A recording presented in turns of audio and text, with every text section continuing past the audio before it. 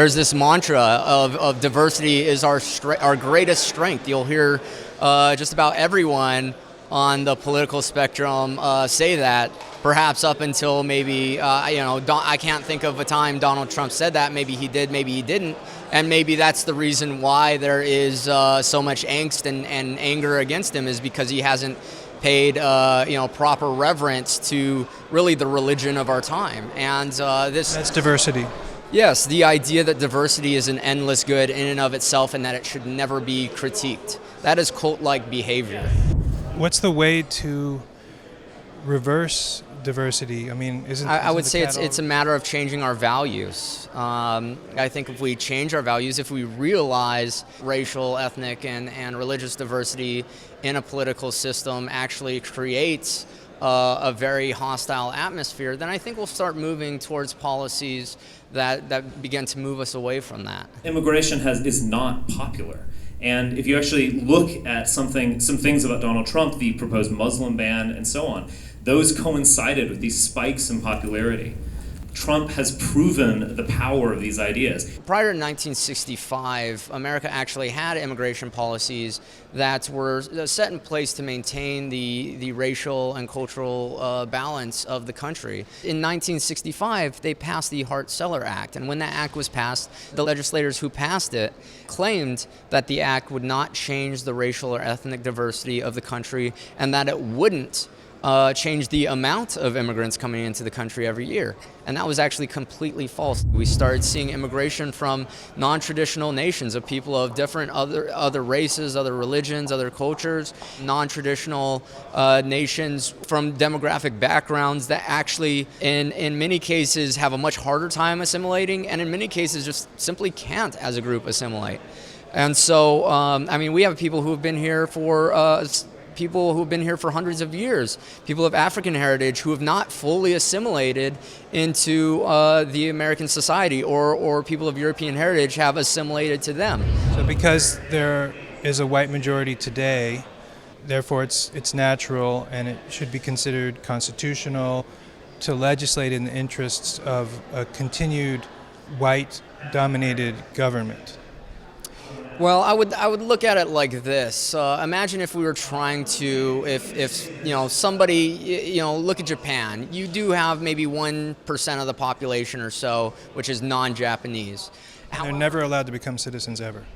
Yeah, and so, is anyone screaming at them racist? Is anyone demonizing them and saying that they want to just, do horrible things to other people, that they think they're better than everybody else? No, that's simply not true. And the reality is that maybe some people like diversity. That's fine. I actually believe that there are probably many people who love, being in a heterogeneous society. However, that's not the same experience that everybody has. And so... What's bad about it, though? Well, two things. I think, for one, these policies aren't just something that's been adopted here in America. This is something that is happening across the West, in literally every single Western-derived nation on the planet. If I felt that I didn't want to be part of this social experiment, I can't opt out. I don't have the ability to opt out. So here I am. If I had a way to opt out, and that, again, isn't that diversity, having options? And so we're being told we can't even have options. We can't escape it. I mean, you would have the option. You could go and you could live in, there's parts of North Carolina where they chased all the black people out at gunpoint 100 years ago, and very few have returned. I mean, you could live in those areas if you wanted to. Not necessarily, because actually the government's gotten involved with HUD, has actually gotten involved in intentionally diversifying neighborhoods across the country, and have actually targeted white neighborhoods for diversification. So no, we can't escape from it, and we have to stand here and push back. So then what does the pushback look like? I mean, I think we can assume that you see the Donald Trump victory as a victory for your interest. What could Donald Trump do to help you achieve your goals? I think the biggest thing is having a voice and expressing what we're thinking and how we're feeling. And to be honest, we have realized that we aren't the only ones who have noticed this stuff. Everyone's starting to realize how big of an impact race is, and that people are starting to rethink. So if people who prefer diversity and multiculturalism were more respectful and more willing to listen to you, then you would feel that that was the best thing that could come of the era of Donald Trump? I think that would be a major shift. Yes, if we could finally start having a dialogue and not one of these, oh, we need to talk about race, but let's just bring on a person of European heritage who's going to sit there as a stool pigeon, as a yes man, and just say, oh, yes, yes, we're all so bad, I'm so sorry. No, that is not the only opinion that people of European heritage have. And so, yes, if we can open a true dialogue, then I think we will be much better off. And I think this is a conversation that needs to be had, not simply on the national level, but on the international level, because like I said, this is something that's not simply a phenomenon that's happening here in America. This is happening to all white or European nations. So you think the solution is that we designate certain nations, maybe certain states in the United States as white states?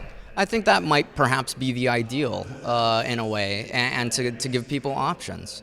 And then, these people wouldn't have to, they could have their utopia and we could have ours. And that's not to say that it would be perfect. We all know that, because then you still have different forms of government and so on and so forth. No Trump! No KKK! No fascist USA! No KKK! No fascist USA! No Trump! No KKK! No fascist USA! I think their fear is that your goal, or at least the goal of some in the alt-right movement, is to take over the government, federal, state, and local. Well, I mean, we have received a world in which we are being replaced, and the government, that I continue to hear, this idea that this country was created for whites, which it was. However, that the arrows are pointing to us. And that's simply not true. All the government policies, all the classes in college and school I've ever had actually point the other direction. It says diversity is a good thing, we should have more of this, so on and so forth. Well, I think that a lot of people would be interested in the distinction between separatist and supremacist, right? So if you just prefer to be among people with whom you're more familiar, that's one thing. But if you want to dominate other people or cast them out, that's another. And I want to be as honest as I can with you. That's very tricky. But there does come, I personally believe there does come a point at which if you are trying to, replace an entire race of people, there does come a point where it is the moral imperative of those people to say, hey, we have rights, we have the right to an existence, and we have right to a space of our own, a space where we can be safe and where we can be us. And that's just not happening right now. We are not being respected. So you feel like you're the ones who are kind of being treated as the minorities? I mean, that kind of depends on, again, it goes back to values. Like our society's values, our institutions are not pointing towards us. It's pointing towards a promotion of diversity. It's pointing towards our replacement. You know that diversity includes a lot of white people. So, I mean, you're a minority even among white people. Yeah, no, I wouldn't say that, but we're growing very fast. Things are changing very rapidly because people are starting to, the more racially diverse the country becomes, the more people are realizing their whiteness. They're realizing that they have something shared with other people that they didn't realize before.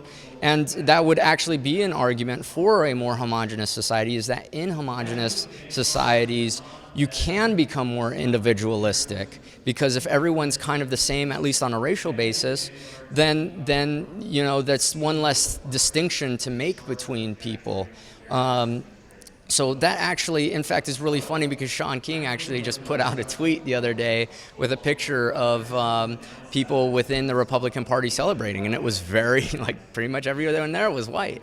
And he was saying, it's look how unified the Republican Party is, being all white. Actually, Mike Pence is the one who tweeted that out first. Okay, but he took the picture. He took the picture and was had a kind of a snarky comment on it, and was saying, oh yeah, look at how unified they are. They're all white. And it was kind of funny, because some of us were joking around about what Sean King said about it, because we're like, well, is Sean King arguing for identitarianism? He just made our point. The more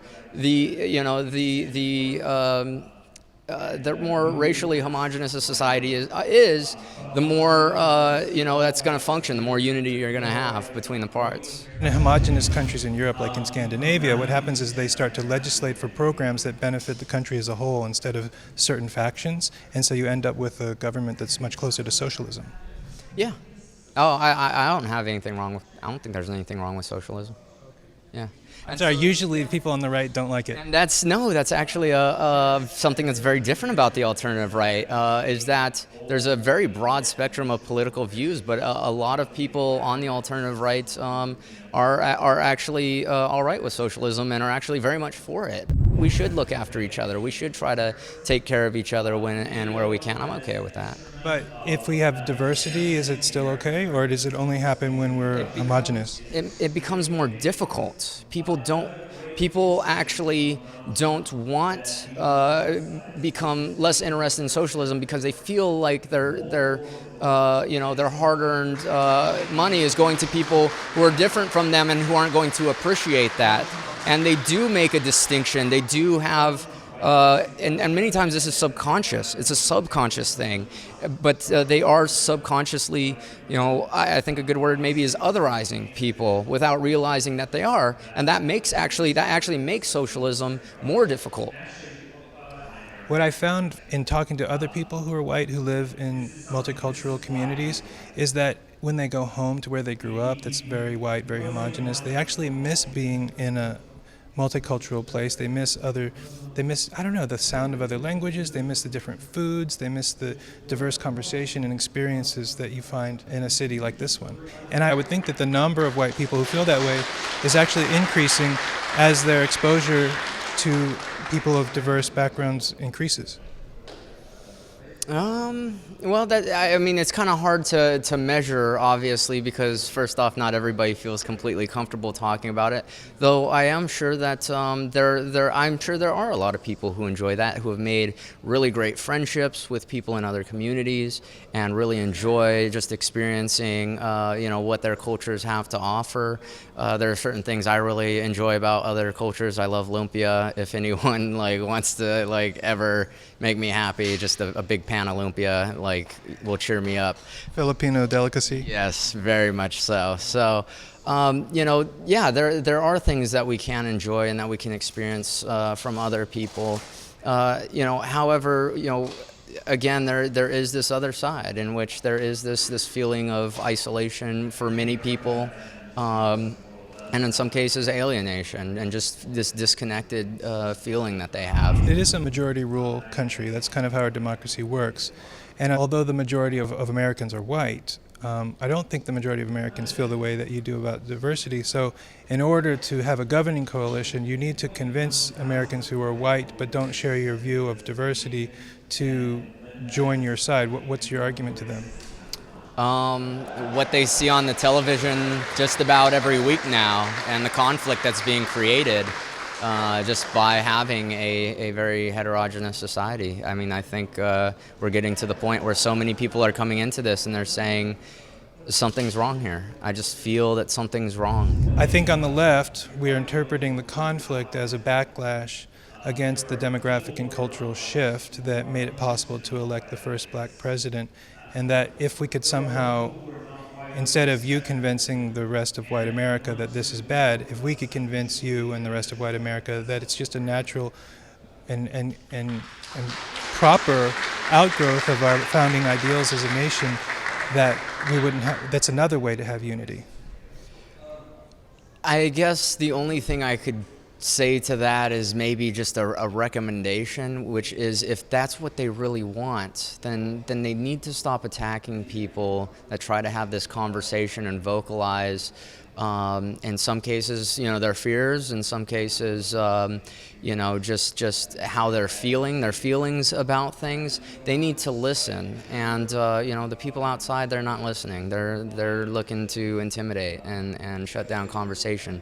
So if people really do, that's really what they believe, and that's really how they feel, then they need to come to us, earnestly, and we need to come to them earnestly, and that's the only way it's going to happen. And in fact, more than anything, Trump was probably more a backlash against the language that most of these people use. The anti-white rhetoric, the racist, xenophobe. This makes you uncomfortable. You must just hate these other people. Political correctness? Yes, political correctness, which has become.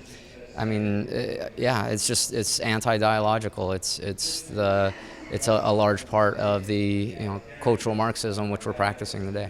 It's using racist as a pejorative in the same way that certain racial slurs are used against people of color.